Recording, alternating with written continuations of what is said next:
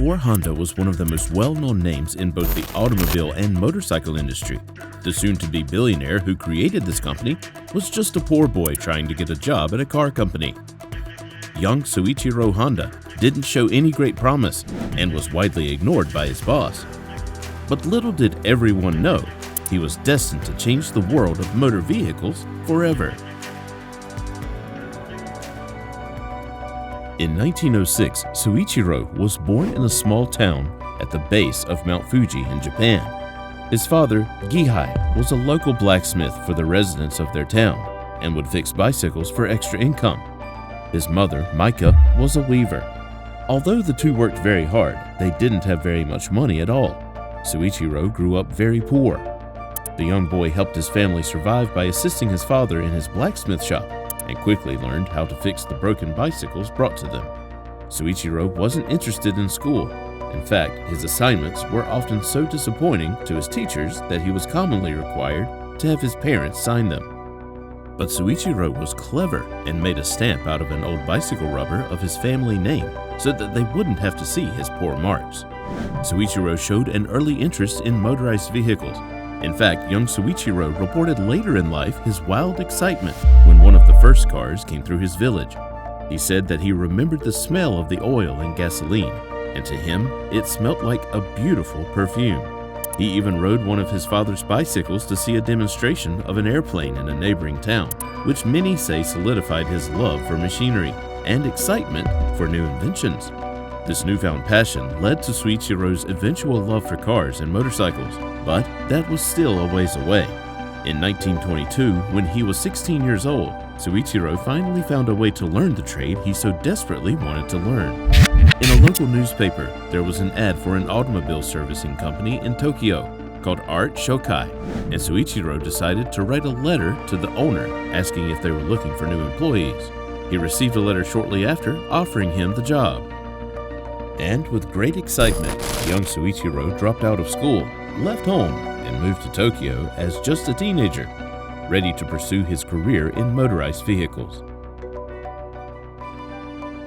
At Art Shokai, the owner, Yuzo Sakakibara, did have a job for the young Soichiro, but it was not the job he applied for. Sakakibara needed someone to watch his children while he worked, and although Soichiro was disappointed, he had come all the way to Tokyo to start work and decided that at least this way, he would still be around others who were working on automobiles. He assumed that the babysitting job would be temporary, but after several months, carrying the child was still his only responsibility. According to Soichiro, the only reason he didn't quit was because he didn't want to return to his village, a failure in his parents' eyes. So he kept babysitting in the automobile repair shop until eventually he got his chance. He started doing menial tasks for the other workers, such as cleaning parts and assisting with installation and removal. But his dedication and obvious love for cars helped him quickly move up the ladder and was soon repairing himself. Soichiro impressed Sakakibara with his love and commitment to the business, so he ensured that he not only got proper training as a mechanic, but he also taught the young man the business side of the company as well. Within the 6 years that Soichiro worked for Art Shokai, his life changed forever. He learned about many different makes of cars and how they worked, various motorcycles, and even learned everything there was to know about motorsports and racing. In 1923, he even worked on a race car with Sakakibara called the Art Daimler, and shortly after, the Curtiss, which went on to win first place at an important Japanese race. Soichiro had finally made it into the world he had so long dreamed of understanding, and it was only the beginning.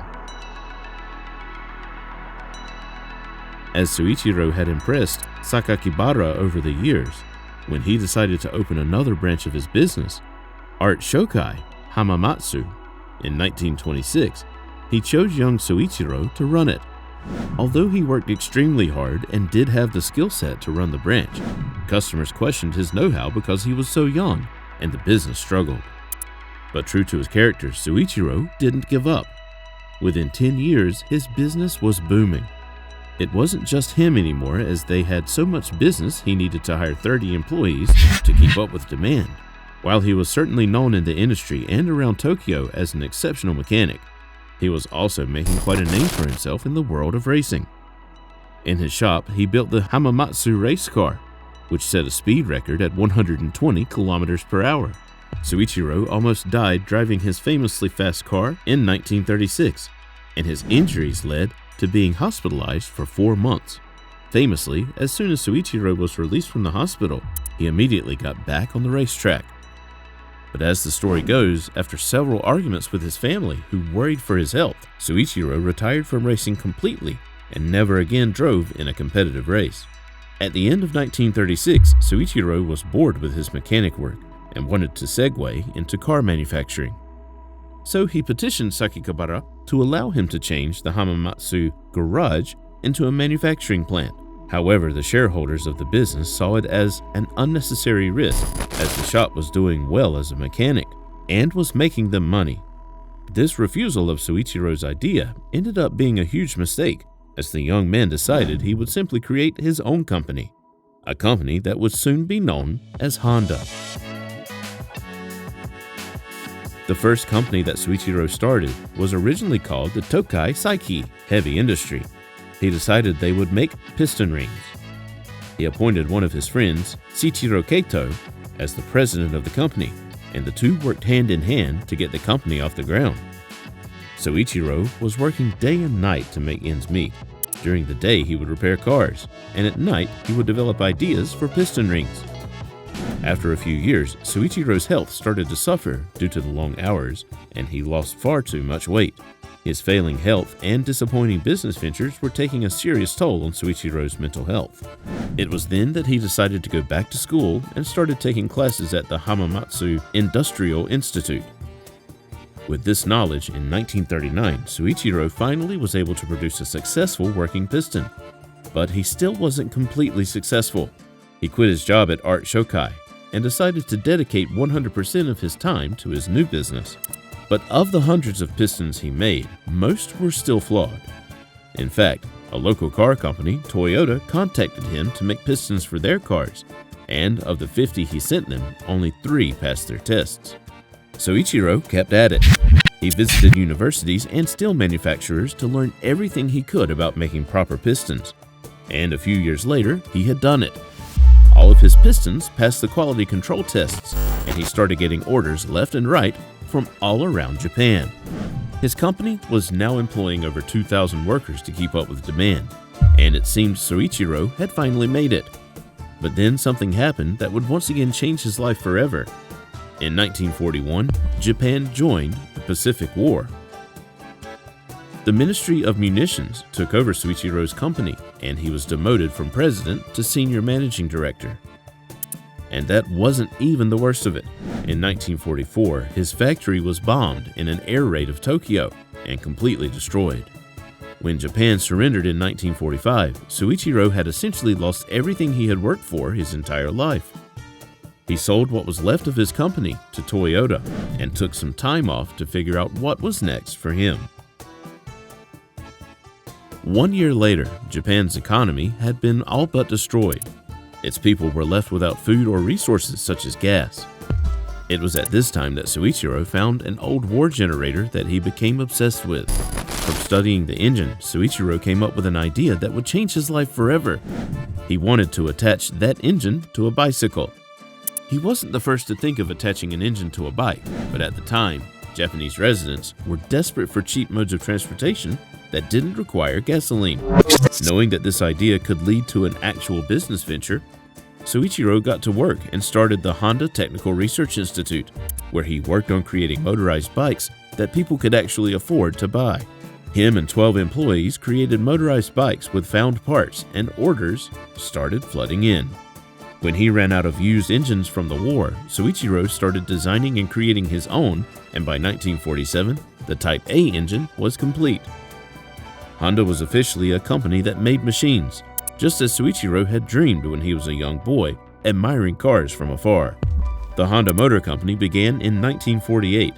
They made motorcycles for Japanese workers, but Soichiro knew he would need a lot more money to make the company successful. 3,000 local bicycle shops of the 18,000 he wrote to provided enough money for Soichiro to get Honda properly running, and an empire was born. Soichiro never stopped working on making the perfect motorcycle, and 3 years after getting the loans, he finally made the Super Cub. And it was an immediate success. The Super Cub was small, lightweight, and easy to navigate on the busy streets of Tokyo.